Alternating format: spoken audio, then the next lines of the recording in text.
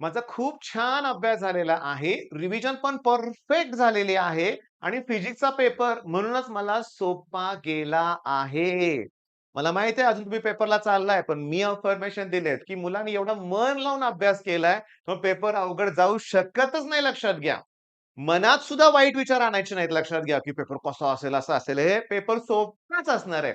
जेवढं आपण अटेम्प्ट करू शकतोय ना, तेवढं आपल्याला करायचंय, आपल्याला 100% द्यायचंय.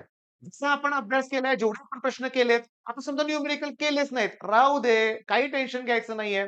आपली स्ट्रॅटेजी आता तुमच्या तोंडपाठ झालेली आहे. डेफिनिशन, डायग्राम, डिस्टिंग्विश लॉज ती परफेक्ट केलंय आणि त्याच्यावर मी तुम्हाला सांगतो, तुम्ही एक करायचं लक्षात घ्या. क्वेश्चन पेपर हातात पडल्यावर ना फेव्हरेट क्वेश्चन्स कुठले आलेत का शोधत बसायचं नाहीये लक्षात घ्या. सेक्शन बी ला टार्गेट करायचंय. पहिला प्रश्न जमला तर ठीक, स्किप करा. मी तुम्हाला सांगतो, एक छोटीशी गोष्ट सांगतो. हे मी आहे तुमच्या बरोबर. पूर्ण युनिव्हर्स आहे आपल्या बरोबर. हे सगळं विश्व म्हणतो ना आपण. पुन्हा आपल्याला त्याला धन्यवाद म्हणायचंच आहे, की खरोखर आपण जे केलं तेच आलं. पण एक गोष्ट लक्षात घ्या, मी तुम्हाला काय सांगतोय ते शांतपणे समजून घ्या. 20 बघा मी गंमत सांगतोय तुम्हाला. 2022 ला फेब्रुवारीमध्ये एक्झाम होती. बघा मी काय सांगतोय ते फेब्रुवारीमध्ये होते. त्याच्यानंतर 2021 ला बोर्डची एक्झाम झालेलीच नव्हती. Repeater exam. आता बोर्डला काय आता सांगायचं? बोर्डची एक्झाम घेतली नाही. आज सगळ्यांना पास केलंय. मग रिपीटर एक्झाम कोण देणार आहे? त्यामुळे दुर्लक्षच होतं बरं का. दुर्लक्ष झालं. कुणाचं? या बॅचच्या मुलांचं. या बॅचमधल्या मुलांनी काय केलं माहितीये का? डेरिव्हेशन, डेरिव्हेशन आणि डेरिव्हेशन दुसरं काय नाही. आणि सेक्शन बी जेव्हा घेतला ना 2022 चा, हे डेरिव्हेशन छोटे-छोटे डेरिव्हेशन हे आलेच नव्हते. मग काय आलं होतं? आपले प्रश्न डेफिनिशन, डायग्राम, डिस्टिंग्विश लॉज. मी तुम्हाला सांगतो खूप छान अटेम्प्ट करा. खूप छान अटेम्प्ट करायचंय. बिलकुल पॅनिक मोडमध्ये जायचं नाहीये.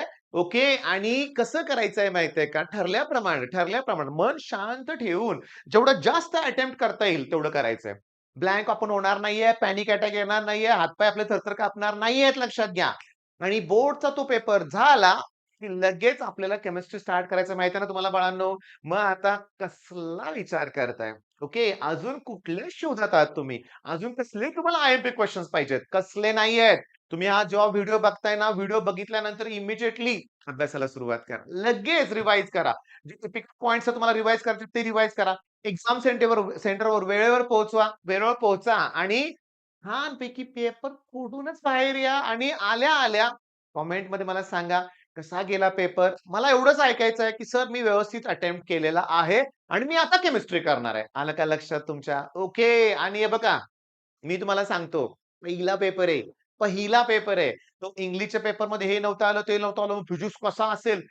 विचार सुद्धा करायचा नाही. पेपर सोपा असणार आहे. आणि ह्या गोष्टी मला शिकवायच्या आहेत तुम्हाला लक्षात घ्या. पॉझिटिव्हलीच राहायचंय आपल्याला.